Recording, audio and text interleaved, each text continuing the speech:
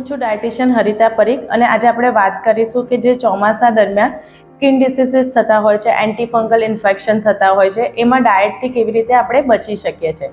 Diet skin infection માટે, anti fungal properties માટે બહુ ઇમ્પોર્ટન્ટ રોલ પ્લે કરે છે.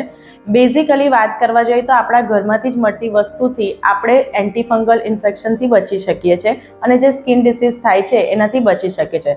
સૌથી પહેલાં વાત કરીએ તો જ્યારે તમને સ્કિન ડિસીઝ થાય એની પાછળ રીઝન છે કે તમે પાણી ઓછું પીતા હોય એના લીધે થતું હોય છે. બધા પબ્લિકને એવું હોય છે કે સમરમાં જ પાણી વધારે પીવાનું હોય છે, બટ મોન્સૂનમાં પણ એટલું જ પાણી વધારે પીવાની જરૂર હોય છે બિકોઝ બોડીને હાઇડ્રેટ રાખવી બહુ જરૂરી છે.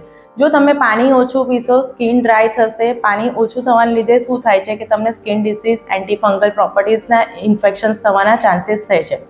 સેકન્ડ થિંગ, તમે તમારા ડાયટમાં વિટામિન ઈ રીચ વસ્તુ ઇન્ક્લુડ કરી શકો છો.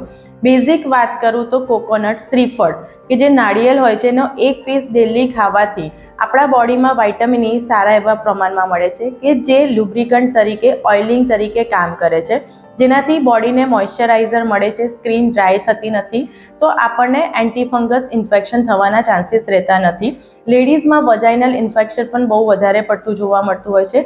એની પાછળ રીઝન છે કે પાણી ઓછું પીતા હોય, ડ્રાયનેસ થઈ જતું હોય, તો તમે નારિયેળનો પીસ છે એ પણ લઈ શકો છો. બોડી હાઇડ્રેટ કરવા માટે પાણી વધારે પી શકો છો. કોકોનટ વોટર લઈ શકો છો, લીંબુ પાણી લઈ શકો છો, છાશ લઈ શકો છો.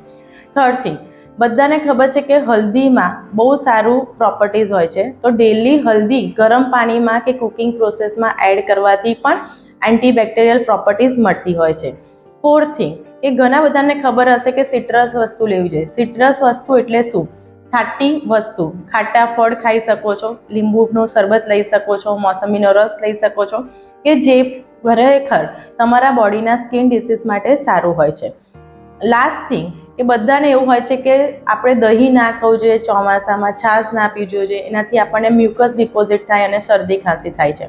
બટ જો તમને શરદી ખાંસીને એવી પ્રોપર્ટીઝ તમારા બોડીમાં હોય તો તમારે શું કરવાનું કે છાશ કે દહીં ખાધા પછી ગરમ પાણીના કોગળા અવશ્ય કરી દેવા જોઈએ.